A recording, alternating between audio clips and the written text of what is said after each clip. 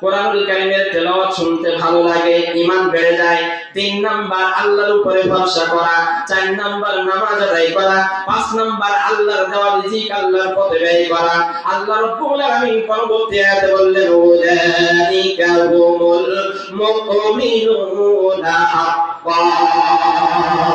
আমি আল্লাহ রাব্বুল আলামিনের কাছেই তারা হলো প্রকৃত ঈমানদার। জোরে বলুন সুবহানাল্লাহ। আমরা মনে করি ও টুপি মাথায় দিয়েছে, ও বড় ঈমানদার।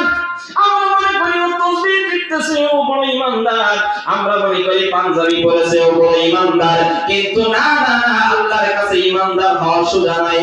আমাদের কাছে আপনি হয়তো ঈমানদার, আমি টুপি মাথায় দিয়ে কত সুন্দর পাঞ্জাবি গায়ে দিয়ে আমার এত সুন্দর একটা শেরওয়ানি পরে আমি আপনাদের সামনে ওয়াজ করতেছি, আপনারা মনে করতেছেন আমি ঈমানদার।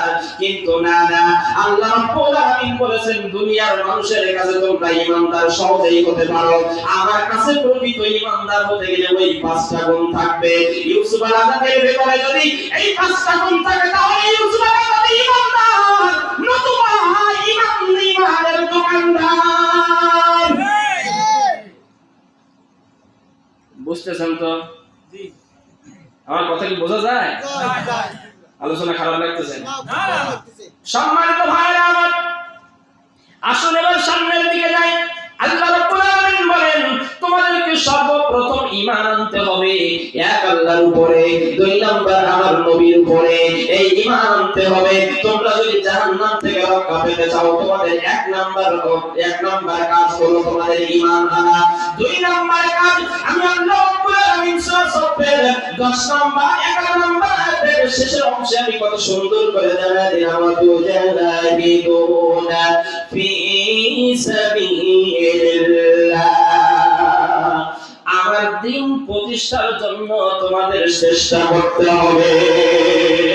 আমি আপনাদের জানতে চাই, বলেন তো দেখি আমাদের সমাজে আল্লাহর দ্বীন প্রতিষ্ঠা আছে কিনা? 2-1 বলা কাজ আছে? দ্বীন প্রতিষ্ঠা আছে? আজকে দিনের মানে কোরআন অনুযায়ী কি আমাদের সমাজ ব্যবস্থা চলে? আমাদের ব্যক্তিগত জীবন চলে? আমাদের রাষ্ট্র চলে? আমাদের অর্থনীতি চলে? আল্লাহ রাব্বুল আলামিন বলেন এই পৃথিবীতে আমি মানুষদেরকে 2টা উদ্দেশ্য সৃষ্টি করেছি।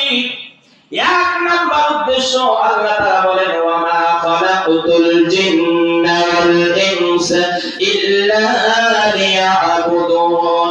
আমার ইবাদত বندگی করার জন্য, 2 নাম্বার আমার খেলাফত প্রতিষ্ঠা করার জন্য।